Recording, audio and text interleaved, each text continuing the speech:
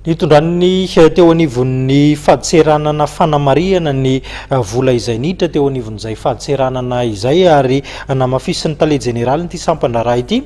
fa nioatra ny tanjona izay napetraka ny vola niditra ho an'ny faditseranana nanomboka tamin'ny volana janoary no makaty izay no resahana ho izy na afapo zany ny asa tao anatin'izay volana maromaro zay.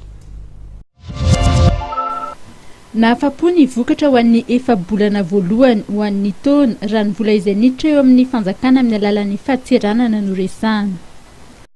Recette douanière zany raha nitsika tamin'ny avril raha ny tanjona tratrarina tamin'ny mois iny zany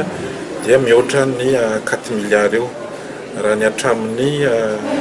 cumul hatramin'ny mois d'avril zany manomboka janvier par rapport amin'ny loi de finance initiale iny zany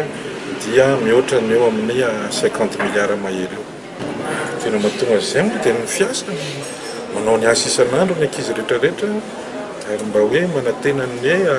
asa ho an'ny firenena ny atao amin'ny mpiara-miasa tao faditseranana.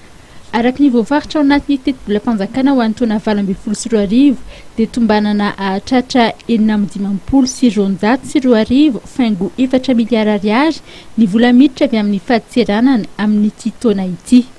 Ireo entana ankoatry ny solika no hitondra mihoatry ny 3.4 vola avy amin'ny faditseranana ireo, izany hoe 770 faingo 500 ary ny ambiny dia azo avy amin'ny solika.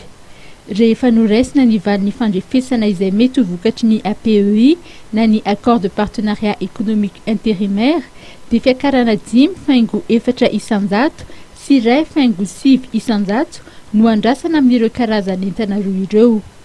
Tsara ho marihana nefa fa ao anatin'ny vola miditra avy amin'ny abatseranana ivelan'ny solika dia ny TVA no tena mavesa tanja satria mitana ny ampahany 7.3 izany raha toa ka 4.7 kosa ho an'ny droit de douane.